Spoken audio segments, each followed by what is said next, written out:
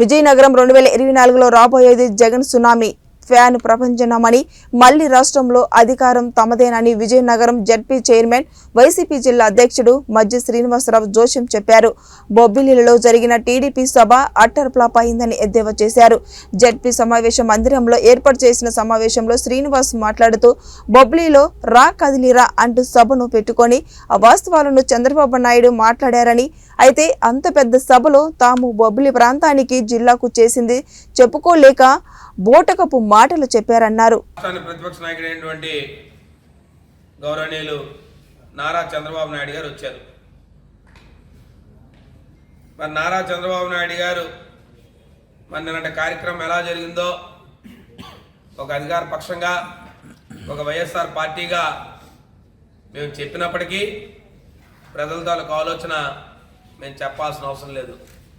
బొబ్బిలి ప్రాంతంలో వారు చేసిన కార్యక్రమం, వారు చెప్పిన లక్షలాది మంది జనం వస్తారని, ఈ ఉమ్మడి విజయనగరం జిల్లా మొత్తం అంతా కూడా కదిలిపోతారని, మరి లక్షలాది మంది బయలుదేరిపోతారని చెప్పి వారు చెప్పిన ఆ కార్యక్రమంలో మరి ఎంతమంది దానికి హాజరయ్యారని చెప్పి మేము ప్రత్యేకంగా చెప్పాల్సిన అవసరం లేదు. ఎందుకంటే ఏదైతే మీరు చెప్పిన మాటలు, మీ తాలూకా స్పందన, మీరు పిలిపిస్తే ఎలాంటి పరిస్థితులు ఉంటాయి, ఇప్పుడు మరొక 2 నెలల కాలంగా ఎన్నికలకు వెళ్ళబోతున్న మరి ముఖ్యంగా సార్వత్రిక ఎన్నికలు జరుగుతున్న సందర్భంగా ఈ రాష్ట్రంలో ప్రతిపక్ష పార్టీ కానీ ఈ జిల్లాలో ఉన్న తెలుగుదేశం పార్టీ కానీ పరిస్థితి నేను మీటింగ్ చూసిన తర్వాత అర్థమై ఉంటుంది. ఎందుకంటే దానికి పేర్లు కూడా పెట్టారు. మరి అలాంటి ఎన్టీ రామారావు గారు మేము అప్పట్లో లేవు, రా కదలరా ఇవన్నీ కూడా మరి ఇప్పుడైతే మేము లేవు. ఈనాడు కీర్తిశేషులు వారు ఆనాడు పిలిపించిన పిలుపులు మళ్ళీ ఇప్పుడు తీసుకొస్తున్నారు. మరి తర్వాత ఎన్టీ రామారావు కీర్తిశేషులు ఎన్టీ రామారావు గారి తాలూకు భావజాలం ఆ పార్టీలు లేదనేది అనేక సందర్భాల్లో మాట్లాడుకున్నాం. ఇప్పుడున్నది ఎన్టీ రామారావు గారు ఒరిజినల్ పార్టీ కాదని అనేక సందర్భాల్లో మాట్లాడుకున్నాం.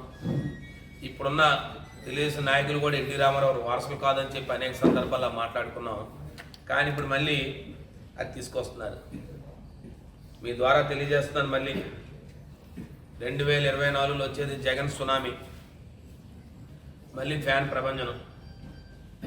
ముఖ్యంగా ఉమ్మడి విజయనగరం జిల్లాలో నిన్నటి రోజున మీరు మాట్లాడుకుంటున్నారు ఏ మీదుగా బొబ్బిలి ప్రాంతంలో బొబ్బిలిగా ఆ గడ్డ మీద మీరు కూర్చొని ఆ నిల్చొని మీరు మాట్లాడుతున్న మాటలు చాలా ఈ జిల్లా ప్రజలందరూ కూడా అసహించుకుంటున్నారని చెప్పి చెప్పక తప్పదు. మీరు చెప్తారు ఈ జిల్లాకు వచ్చిన వెంటనే ఎప్పుడు మీరు చెప్పే మాటలు మూడే. నేనే భోగాపురం విమానాశ్రయం తీసుకొచ్చాను, తెలుసు మాకు. మీరు భోగాపురం విమానాశ్రయం మీరు తీసుకురాలేదు. మీ కేంద్ర మంత్రి విమానశాఖ మంత్రిగా ఉన్న తీసుకురాలేదు. మీరు పచ్చిగా రైతులను మోసం చేశారు, ఆ ప్రాంత రైతుల్ని, ఈ ప్రాంత వాసులు మోసం చేశారు. దాని తాలూకు ప్రతిఫలాన్ని మీరు 2019లో ప్రజలు మీకు చూపించారు. మరలా ఇంకోటి చెప్తారు, నేనే భోగాపురం విమానాశ్రయం తీసుకొచ్చానండి. మీరు ఉత్తుత్తి శంకుస్థాపన చేశారు. ఆ విషయం ఈ జిల్లా ప్రజలకు అనేక సందర్భాల్లో చెప్పాను, మీ పత్రికా సోదరుల ద్వారా జిల్లా ప్రజలందరికీ కూడా. ఇటీవల కాలంగా మన పత్రికా సోదరులందరినీ తీసుకెళ్ళి ఈ రాష్ట్ర ప్రజలకు అందరికీ తెలియాలి, భోగాపురం విమానాశ్రయం అంతర్జాతీయ విమానాశ్రయం గౌరవ ముఖ్యమంత్రి గారు ఎంత చిత్తశుద్ధితో ఆ పనులు త్వరితగతంగా ముందుకు తీసుకెళ్తున్నారో మిమ్మల్ని అందరినీ కూడా తీసుకెళ్ళి మీ అందరికీ కూడా వీక్షణ చేసాం. చాలా త్వరితగతంగా పనులు చేస్తున్నాం. మీ హాయంలో ఏ కార్యక్రమం కూడా చేయలే, కేవలం మోసం మాటలు మాత్రం చెప్పారు. రెండోది ఇంకోటి చెప్పారు, నేను గిరిజన యూనివర్సిటీ తీసుకొచ్చాను. గిరిజన యూనివర్సిటీ, మీరు గిరిజన యూనివర్సిటీ ఎక్కడ? మీ గతంలో చెప్పాను, ఈ దేశంలో గిరిజన కేంద్రీయ విశ్వవిద్యాలయాలు గిరిజన ప్రాంతాల్లోనే ఉన్నాయి. ఈ దేశంలో ఎక్కడ మోతబారించారని అయ్యా ఆనాడు నిజాం షుగర్స్ ఉంటే దాన్ని ప్రైవేటైజేషన్ చేసిన తర్వాత అందరూ కూడా ఆ ప్రాంత ప్రజలు, ఆనాడున్న పెద్దలు, మరి ఆనాడున్న పెద్దలు నాకు తెలిసి కీర్తిశేషులు వాసిరెడ్డి వరదరామారావు గారు అవని, కీర్తిశేషులు పెద్దలు సాంబశివరాజు గారు అవని, మా పెద్దలు సత్యబాబు గారు ఆనాడు పార్లమెంట్ సభ్యులుగా, ఆనాడు ఆయన జిల్లా కేంద్ర సహకార బ్యాంక్ అధ్యక్షులుగా ఆనాడు ఉన్నప్పుడు కానీ పెద్దలందరూ కూడా ఆ ప్రాంతంలో ఉన్న ఆనాడున్న పెద్ద పాలకులు వాళ్ళందరూ కూడా మాట చెప్పారు, మీరు ఎన్సీఎస్ షుగర్స్ని ప్రైవేటైజేషన్ చేయకండి, ప్రభుత్వ ఫ్యాక్టరీ అది. ఆ రోజు నిజాం షుగర్స్ ఫ్యాక్టరీ ఉండేది ఇక్కడ, దాని ప్లేస్లో మీరు ఫ్యాక్టరీ కట్టారు, చాలా మంచిది.